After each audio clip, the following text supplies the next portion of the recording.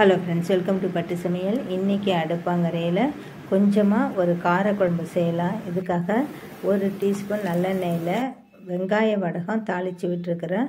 அதோடு சேர்த்து கொஞ்சமாக பூண்டு, கருவேப்பிலை. வெங்காய வடகத்திலே கருவேப்பிலை இருக்கும், விருப்பப்பட்டால் இங்கே சேர்த்துக்கலாம். நான் கொஞ்சமாக சேர்த்துருக்குறேன். சின்ன வெங்காயம் கட் பண்ணது முழுசாக வேணாலும் போட்டுக்கலாம். கத்திரிக்காய், முருங்கைக்காய் எல்லாம் 1 நிமிஷம் லேசாக வதங்கிட்டு கொஞ்சமாக தண்ணி சேர்த்து இதை வேக விட்டுடலாம். அது ஒரு 10 நிமிஷம் வேகத்துக்குள்ளார நாம் இதுக்கு ஒரு பேஸ்ட் ஒன்று ரெடி பண்ணிடலாம். தண்ணி ஊற்றியாச்சு. உப்பு நான் இப்போ போடலை. பக்கத்தில் ஒரு எலுமிச்சங்காய் சைஸ் அளவு புளி ஊற வச்சுருக்கேன். அதோடு சேர்ந்து உப்பையும் போட்டிருக்கிறேன். 1 டீஸ்பூன் ஜீரகம், கொஞ்சமாக வெந்தயம், கொஞ்சமாக மிளகு, அதோடு சேர்ந்து பூண்டு, சின்ன வெங்காயம், தக்காளி இதை சேர்க்க போகிறோம். எல்லாமே அந்த டயத்துக்கு தகுந்த மாதிரி கொஞ்சம் கொஞ்சம் வதங்கினோன்னே நம்ம ஒன்று ஒன்றா சேர்த்துக்கலாம். ஒன்றா டயம் இல்லைன்னா ஒரே நேரத்தில் வேணாலும் எல்லாத்தையும் சேர்த்து 2 நிமிஷம் வதக்கிக்கலாம். ஏன்னா திரும்ப நம்ம குழம்புல தான் ஊற்ற போகிறோம். லைட்டாக பச்சை வாசனை இருந்தால் கூட அந்த குழம்புல வேகும்போது அது சரியாயிடும். அதனால் இது எல்லாத்தையுமே சேர்த்துக்கலாம். இதோடு சேர்ந்து மிளகாய், தனி மிளகாய் வேணாலும் சேர்த்துக்கலாம். சிவப்பு மிளகாயில் 2-3 காரத்துக்கு ஏற்ற மாதிரி சேர்த்துக்கலாம். அது மாதிரி தனி மிளகாய் தூள் வேணாலும் இது அரைக்கும் போது நம்ம சேர்த்து அரைச்சிக்கலாம். காரத்துக்கு தகுந்த மாதிரி நான் ரொம்ப காரம் வேணான்னு சொல்லி அது எல்லாத்தையுமே நிப்பாட்டிட்டேன்.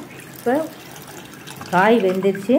நாம் ஊற வச்சுருக்கிற புளிக்கரைசலை இதில் நல்லா பேஸ்ட் மாதிரி கரைச்சி விட்டுடலாம். அது 1 நிமிஷம் கொதிக்கட்டும். உப்பு நான் புளியிலே போட்டிருக்கிறதுனால நான் இங்கே போடலை. இதுக்கு தேவையான குழம்பு மிளகாய் தூள், தனித்தனியாக மல்லித்தூள், மிளகாய்னு அரைச்சி வச்சுருப்பாங்க, அது வேணாலும் போட்டுக்கலாம். நான் இங்கே சாதாரணமாக சாம்பாருக்கு போடுற குழம்பு மிளகாய் தூள் தான் போடுறேன். நம்ம வதக்குனது ஆறிடுச்சு. அதை நல்லா பேஸ்ட் மாதிரி அரைச்சி அதையும் இதோட சேர்த்துக்கலாம்.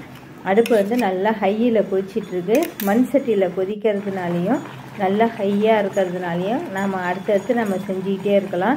கொஞ்சமாக 1 ஸ்பூன் தேங்காய் எடுத்து அதோட கொஞ்சமாக பெருஞ்சீரகம் சேர்த்து அதையும் இதோட அந்த பாலை மட்டும் இதோட சேர்த்து விட்டுடுறேன். அவ்வளோதான், சூப்பராக நம்மளுடைய இந்த குழம்பு ரெடி ஆகிடும். உப்பு செக் பண்ணிவிட்டு கொஞ்சமாக தேவைன்னா போட்டுக்கலாம். 1 ஸ்பூன் மேலே கொஞ்சோண்டு நல்லெண்ணெய் விட்டுடலாம். விருப்பப்பட்டால் கொஞ்சமாக வெல்லம் சேர்த்துக்கலாம். இப்போ திக்னஸ் வந்துடுச்சு, நல்லா திடமாயிடுச்சு.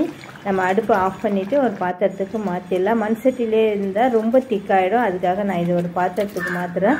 ரொம்ப நல்லாயிருக்கும். இதுக்கு நாம் இன்றைக்கி அப்பளம் சுட்டு வச்சுருக்குறோம். அதுதான் இதோட சைட் டிஷ்ஷாக வச்சுக்க போகிறோம்.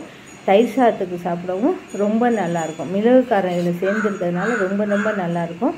நீங்களும் ஒரு முறை ட்ரை பண்ணி பாருங்கள். இந்த வீடியோ பிடிச்சிருந்துச்சுன்னா பட்டு சமையலுக்கு சப்ஸ்கிரைப் பண்ணுங்கள். தேங்க்யூ.